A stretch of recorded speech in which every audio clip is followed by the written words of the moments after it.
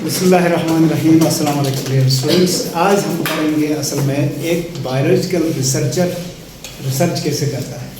तो इसके लिए आपको लोअर क्लासेस में बायोलॉजिकल मेथड का आइडिया दिया गया था, जहां सबसे पहला काम हम identification of problem, biological problem को बेस बनाते थे। और वो बायोलॉजिकल प्रॉब्लम से मुराद कोई क्वेश्चन था जो आपके जहन में उभरा है या किसी ने आपसे पूछा है, या दूसरे अल्फाज में वो टॉपिक होता था। उसके बाद आप ऑब्जर्वेशंस करते थे। ऑब्जर्वेशन से जो डेटा मिलता था वो डेटा ऑर्गेनाइज करते थे और उस डेटा को एनालाइज करके हाइपोथेसिस बनाते थे। हाइपोथेसिस को एक्सपेरिमेंट के दर्जे तक ले जाते थे, परफॉर्म करते थे। अगर एक्सपेरिमेंट उसका रिजल्ट हाइपोथेसिस के मुताबिक हो तो आप उसको फिर कंटिन्यू करते थे, रिकन्फर्म करते थे। हर तरह से वो होने के बाद वो थ्योरी कहलाता था। थ्योरी को फर्दर आप टेस्ट करते थे तो सही सेम रिजल्ट हर हालत में आ जाए तो उसको हम लॉ कहते थे। तो इस तरह रिसर्च अपने एंड को पहुंचता था। अब इस वक्त हम स्टेटिस्टिक्स की थोड़ी सी नॉलेज हासिल करने के बाद रिसर्च परफॉर्म कैसे करेंगे, प्रैक्टिकली आप एक रिसर्चर हैं तो किस तरह से काम करेंगे इसको देखेंगे।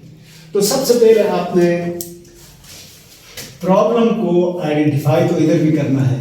यहाँ प्रॉब्लम से मुराद क्वेश्चन है रिलेटेड टू बायोलॉजी, या फिर आप इसको टॉपिक भी कह सकते हैं। रिसर्च का टॉपिक होना चाहिए ताकि आप उसी में रहें। इसके बाद ये एक्सपेरिमेंट डिज़ाइन कैसे करेंगे, यानी आपके पास पहले से प्लानिंग होनी चाहिए कि आप अपना एक्सपेरिमेंट कैसे करेंगे। ये बीच बीच में मामूली फ़र्क आएगा वक्त के साथ, लेकिन मेन फ्रेम या आइडिया आपके जहन में होना चाहिए। ये क्यों ज़रूरी है? इसलिए कि साइंसदानों ने शुरू में बायोलॉजिकल मेथड इस्तेमाल नहीं किया तो उनका वक्त भी बहुत लगा, पैसा भी ज़्यादा खर्च हुआ और मेहनत भी बहुत हुई, और बाज़ औक़ात नतीजा भी कोई नहीं मिला। जब से ये मेथड लोगों ने डिज़ाइन किया तो ये सारा काम आसान हो गया, वक्त भी बचता है, मेहनत भी बचती है और पैसा भी बचता है। तो सबसे पहले आपने टॉपिक सेलेक्ट किया, उसके बाद इसको डिज़ाइन करेंगे एक्सपेरिमेंट। और जब आप एक्सपेरिमेंट डिज़ाइन करते हैं तो असल में एक्सपेरिमेंट के दो हिस्से बनाते हैं, एक्सपेरिमेंट के दो ग्रुप्स बनाते हैं।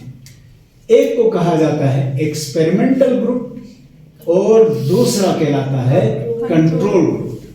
यहाँ पर आप जहन में रखें कि एक्सपेरिमेंटल ग्रुप वो है जिसको आपने चेक करना है, जिस पर एक्सपेरिमेंट परफॉर्म करना है, और कंट्रोल ग्रुप वो है जिसको आपने नेचुरल कंडीशन में रखा है और बाद में इस एक्सपेरिमेंटल ग्रुप से कंपेयर करना है। तो फिर आपको फर्क समझ में आएगा। यहाँ पर एक्सपेरिमेंटल ग्रुप में और कंट्रोल ग्रुप दोनों में इस्तेमाल होने वाली कुछ चीज़ों को वेरिएबल्स कहा जाता है।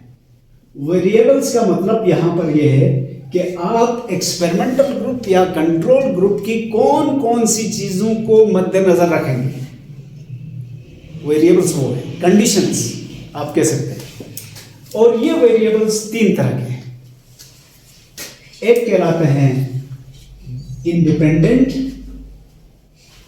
और दूसरे हैं डिपेंडेंट, तीसरे हैं कंट्रोल। डिपेंडेंट और कंट्रोल, तीनों में फर्क क्या है? इंडिपेंडेंट वो हैं जिनको आपने टेस्ट करना है, टू बी टेस्टेड, जिनको आपने चेक करना है। इनको इनपुट भी कहा जाता है, इनपुट फैक्टर्स भी कहते हैं। अब मैं डायरेक्ट बात करूं, फर्ज करें आप एक पौधे के ऊपर एक्सपेरिमेंट करना चाहते हैं।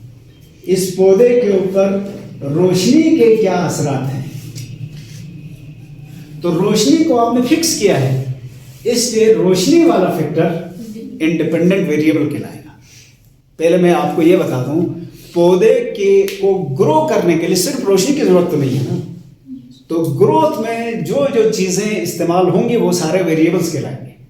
मसलन ग्रो के लिए मिट्टी चाहिए, उसमें खाद चाहिए, उसमें पानी चाहिए, उसमें मुनासिब टेम्परेचर चाहिए, उसमें रोशनी भी चाहिए। कार्बन डाइऑक्साइड भी चाहिए। ये सारे वेरिएबल्स हैं। इनमें से जिसको आपने चेक करना है, जिसका इफेक्ट चेक करना है, वो इंडिपेंडेंट वेरिएबल कहलाता है। इसी को इनपुट भी कहते हैं।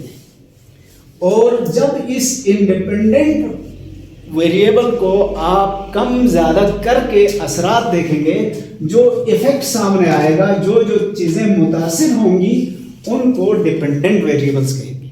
मसलन आपने रोशनी किसी पौधे को ज़्यादा दी है, किसी को कम दिया है, किसी को दिया ही नहीं है, तो ये आपके कंट्रोल में था, तो ये था इंडिपेंडेंट वेरिएबल। इससे तीनों पौधों पर मुख्तलिफ असरात नुमायां होंगे ना। मसलन जिसको ज़्यादा रोशनी दी है उसकी ग्रोथ ज़्यादा हुई, तो ग्रोथ ऑफ स्टेम की लंबाई डिपेंडेंट वेरिएबल है। लीफ का ग्रो होना डिपेंडेंट वेरिएबल है। फूल का खिलना डिपेंडेंट वेरिएबल। और तीसरे वेरिएबल है कंट्रोल। कंट्रोल में क्या होता है, इन सारे अवामिल को आपने नेचुरल कंडीशन में रखा है, उनको छेड़ा ही नहीं है। बाद में जिसके छेड़ा है इसके साथ आप कंट्रोल करते हैं। तो डिपेंडेंट वेरिएबल्स को इनपुट वेरिएबल्स भी कहते हैं, इंडिपेंडेंट को आउटकम वेरिएबल्स भी कहते हैं। आउटकम या कॉज वेरिएबल्स भी कहते हैं। जबकि कंट्रोल वाले ये कांस्टेंट वेरिएबल्स कहलाते हैं, क्योंकि उसको आपने छेड़ा ही नहीं, वो फिट है। तो अब आपने डिज़ाइन कर लिया, यानी ये सोच लिया कि मैंने अपना एक्सपेरिमेंट कैसे करना है, तो अब एक्सपेरिमेंट शुरू करते हैं। मसलन अब वही बायोलॉजिकल मेथड के थ्रू हम चलते हैं। हमारे पास प्रॉब्लम है, हमारे जहन में एक सवाल आया है कि effect of light intensity. Question हमारा है effect of light intensity on the growth of plant या प्लांट ग्रोथ। ये हमारा टॉपिक है। इसके तरीके रखेंगे हम। ऑब्जेक्टिव, इस तजुर्बे का मकसद क्या है, और आपको बता दें कि आजकल तो ये सारे स्टेप्स को फॉलो करना ज़रूरी हो गया, वरना आपकी चीज़ों को एक्सेप्ट ही नहीं किया जाए रिसर्च को। ऑब्जेक्टिव है टू अंडरस्टैंड इफेक्ट ऑफ या effects of various light intensities on the growth of plant या ऑन प्लांट ग्रोथ। पौधे की ग्रोथ पर रोशनी के मुख्तलिफ शिद्दतों के क्या असरात होते हैं। अब ये मुख्तलिफ शिद्दतों का सवाल क्यों आया, देखें साल भर रोशनी की शिद्दत सेम नहीं रहती। मसलन अभी रोशनी की शिद्दत बहुत कम हो गई, ड्यूरेशन भी कम हो गया है, इसीलिए तो सर्दी बढ़ रही है। गर्मियों में दिन का दौराने में बड़ा हो जाता है, फोटो पीरियड भी बड़ा हो जाता है, और इंटेंसिटी भी ज़्यादा होती है, तो वहाँ गर्मी हो जाती है। तो है तो हमारे सामने एक फैक्टर, लेकिन असरात इसके बहुत ज़्यादा, ये ऑब्जेक्टिव है। उसके बाद हमें चाहिए हाइपोथेसिस। लेकिन मैं फिर बता दूं, हाइपोथेसिस के लिए आपको पहले कुछ डेटा जमा करना पड़ेगा। आपने, हो सकता है ये आपको क्यों महसूस हुआ, आप अपने लॉन में एक पौधे को गौर से देख रहे थे, गर्मियों में उसके ऊपर कुछ और तरह के असरात नज़र आ रहे थे, ख़ज़ां में कुछ और तरह के असरात थे, सर्दियों में कुछ और थे, स्प्रिंग में कुछ और थे। तो आपको ये सारे ऑब्जर्वेशन देखने के बाद अंदाज़ा हुआ कि शायद रोशनी की शिद्दत में कमी बेशी की वजह से ये हो रहा है। अब उसी को चेक करना है, तो मटेरियल क्या चाहिए, ये हाइपोथेसिस था जो मैंने अभी आपसे शेयर किया। अब आपको चाहिए मटेरियल्स। मटेरियल्स में आपको चाहिए प्लांट्स, और प्लांट में दो तीन चीज़ों का ख्याल रखना पड़ेगा। सबसे पहले सेम स्पीशीज, एक ही स्पीशीज के प्लांट्स आप चुनेंगे। बीन के प्लांट ले लो, टोबैको प्लांट ले लो, रोज प्लांट ले लो, मर्जी है आपकी, जो दस्तयाब है वो पौधा ले लो। और इनकी कुछ तादाद, नंबर।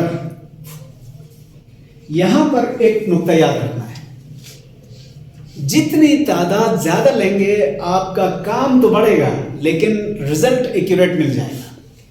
इसीलिए कभी भी एक पौधे को या एक मिसाल बनाकर हम टेस्ट नहीं करते। मसलन आपने 20 प्लांट्स लिए तो टोटल आप लेंगे 40 प्लांट। 20 जमा 20 क्यों कहा? 20 एक्सपेरिमेंटल प्लांट्स होंगे, 20 आपके कंट्रोल प्लांट होंगे, तो 40 पौधे लेंगे। तीसरी चीज क्या लेनी है आपने? Same as. इन सब पौधों की उम्र भी एक होनी चाहिए ताकि इफेक्ट बिल्कुल हमें वाज़ेह हो जाए। और चौथी चीज क्या रखेंगे आप? Same size. इन सब का कद भी बराबर, यानी हर हवाले से बिल्कुल एक जैसे है। स्पीशीज भी एक है, उम्र भी एक है, कद भी सेम है। और हो सकता है तो अगर छोटा पौधा है तो लीफ की तादाद कितनी है वो भी गिन के रखें। Number of leaf, each and everything should be similar ताकि हमें इफेक्ट वाज़ेह तौर पर समझ में आ जाए। ये मटेरियल लिया है, प्लांट्स लिया आपने पहले, फिर बेहतर है कि पॉटेड प्लांट्स हों, गमलों के अंदर हों, स्केल हो मेजरमेंट के लिए, और रोशनी कम ज़्यादा करने वाले इंस्ट्रूमेंट आपके पास।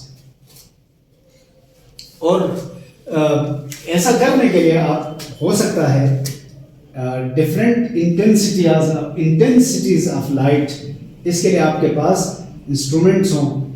एक पौधे को या एक ग्रुप को आप 100% लाइट देंगे, किसी को 90% देंगे, किसी को 80% देंगे, किसी को 70% देंगे, वगैरह वगैरह। यानी लाइट की इंटेंसिटी को मेजर करने वाले ऑपरेटर्स आपके पास होने चाहिए।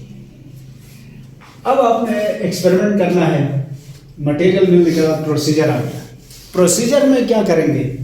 सबसे पहले प्लांट के 2 ग्रुप तो आपके पास हैं, उनमें से जो एक्सपेरिमेंटल ग्रुप है उसको फर्दर 4 ग्रुपों में तकसीम करें।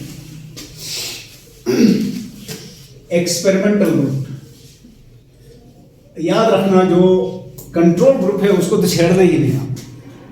उन सबको एक जैसे हालात में एक ही ऐसी जगह रखना है, यानी किसी जगह इस तरह से रखना है कि सब पर रोशनी भी बराबर पड़े, पानी भी सबको सेम मिले, टेम्परेचर भी सबको सेम मिले, और अदर जो फैक्टर्स हैं, खाद भी आपने डाली है या नहीं डाली, अगर डाली है तो सेम डाली होगी, नहीं डाली है तो बिल्कुल किसी को भी नहीं डाली, तो सब कुछ सेम रखना।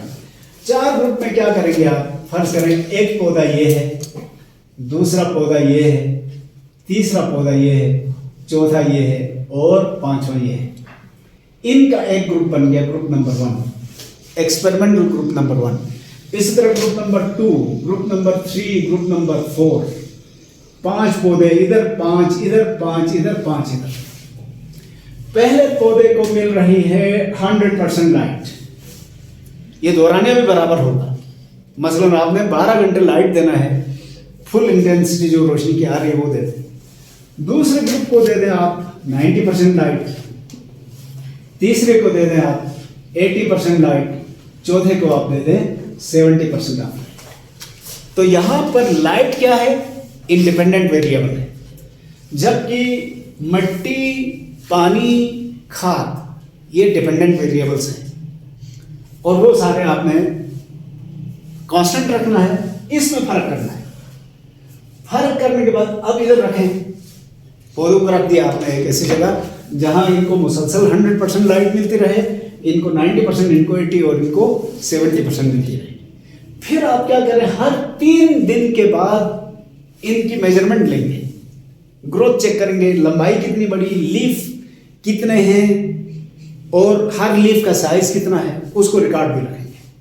ग्रुप नंबर 1, 2, 3, 4 आपने कॉलम बनाए हैं, इसमें सारे पौधों की रीडिंग इधर से दूसरे की, तीसरे की, और इस तरह से आप रखेंगे एक मखसूस पीरियड तक। हो सकता है महीने तक रखना पड़े या 3 महीने तक रखना पड़े, और इस दौरान ये सारा डेटा आपके पास जमा हो जाएगा। जमा होगा तो फिर परसेंटेज निकालो, मीन निकालो, मीडियन निकालो, या जो भी हो। और हाँ, इंटेंसिटी, लाइट की इंटेंसिटी डिफरेंट रखिए, क्यों? हम effect of intensity of light देख रहे हैं ना। मैं दोबारा बताता हूँ कि बाकी सारे जो वेरिएबल्स थे वो सेम थे, सिर्फ लाइट की इंटेंसिटी सबको सेम नहीं मिल रही थी। ग्रुप 1 को 100% मिल रही थी, ग्रुप 2 में 5 पौधे थे उनको 90% मिल रही थी, किसी को 80, किसी को 70। और जब आपका एक्सपेरिमेंट इख्तिताम के करीब होगा तो आप सबकी नाप तोल करके मीन, मीडियन या जो भी आपने टूल इस्तेमाल किए थे उसके ज़रिए आप अंदाज़ लगाएंगे। अब ज़रा सुने, रिज़ल्ट क्या आना चाहिए?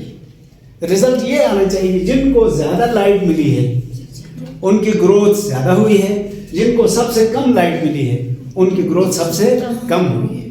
अगर ऐसा रिज़ल्ट मिलता है तो आपका हाइपोथेसिस सही था, अब वो थ्योरी बन जाएगा, मज़ीद एक्सपेरिमेंट करेंगे तो लॉ बन जाएगा। लेकिन अगर रिज़ल्ट इससे मुख्तलिफ आ गए तो फिर आपने कोई गलती की है, आप अपने इस एक्सपेरिमेंट को रीडिज़ाइन करें, फिर सोचें कि हमने क्या करना है।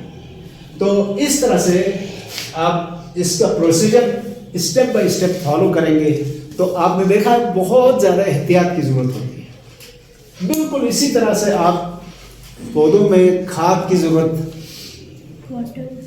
वाटर की ज़रूरत, खाद की अक़साम है ना, फॉस्फेट्स, सल्फेट्स या कोई एक।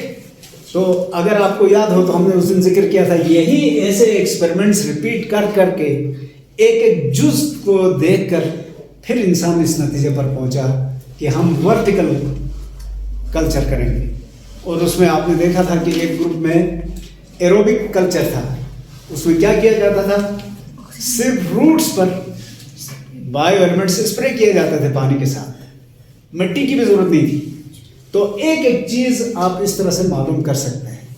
ये बाकी एक्सपेरिमेंट्स आप पढ़ें, मेरा ख्याल है ये PBA के लिए भी यही एक्सपेरिमेंट्स परफॉर्म। ठीक हो गया बेटा?